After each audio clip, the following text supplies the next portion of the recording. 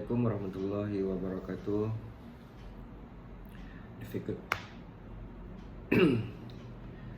Di video kali ini saya akan mempresentasikan satu buah materi, yaitu penyusutan anggaran piutang. Saya berkuliah di Universitas Lancang Kuning dengan dosen pengampu Bapak Zaharman SEM SI AKCA.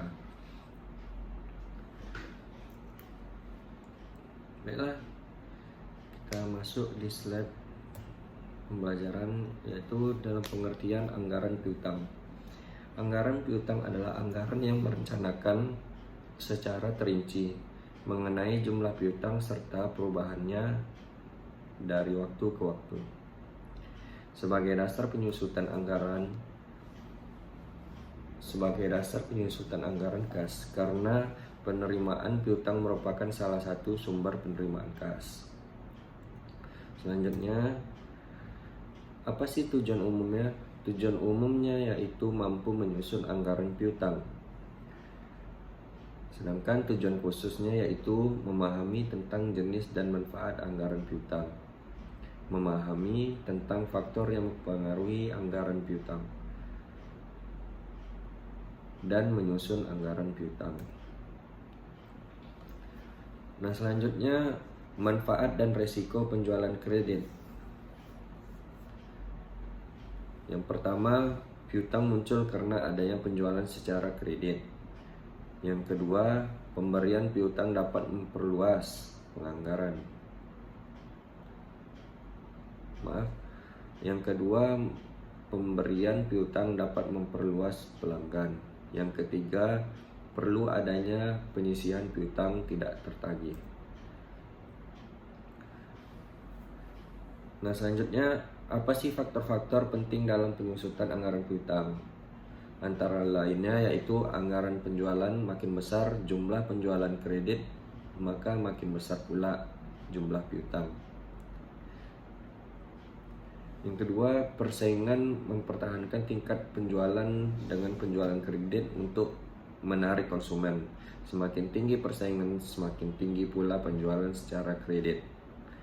Yang ketiga, syarat penjualan atau pembayaran, misalnya 2/10 N/30, yaitu apabila semakin besar diskon yang diberikan, akan semakin kecil pula jumlah piutang. Yang keempat, kebijakan penagihan piutang.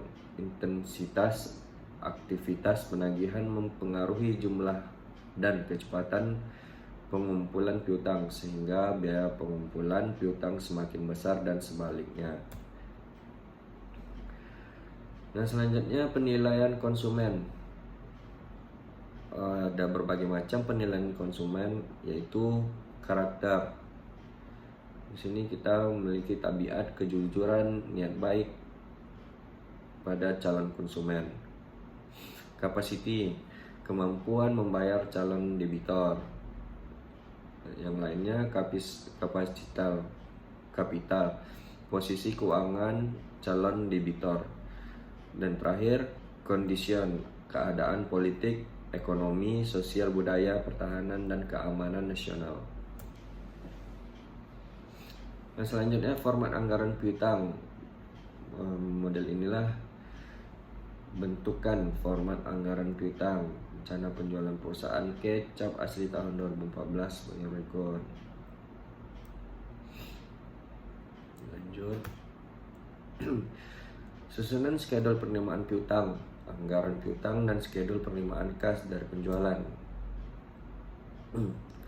Ini adalah contoh TW1, penjualan 24.400, penjualan tunai 20% dikali 24.400 ke hasil 4.880, dan seterusnya.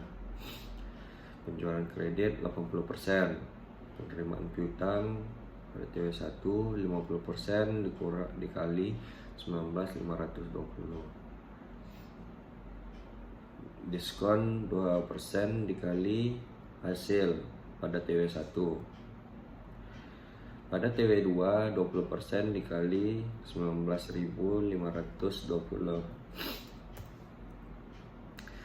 TW2, nah ini penjualan tunai 20% dikali 25.500. Penjualan kredit 80% dikali 25.500. Penerimaan piutang pada TW2 kurang dari 10 sama dengan 50% dikali 20.400 dan seterusnya pada TW3. Nah, ini adalah bentuk schedule penerimaan piutang perusahaan kecap asli, schedule penerimaan piutang tahun 2009. Untuk inilah schedule penerimaan piutang yang ditampilkan di atas layar. Dan ini anggaran piutang, bentuk format anggaran piutang perusahaan kecap, anggaran piutang, bentukan format di atas ini.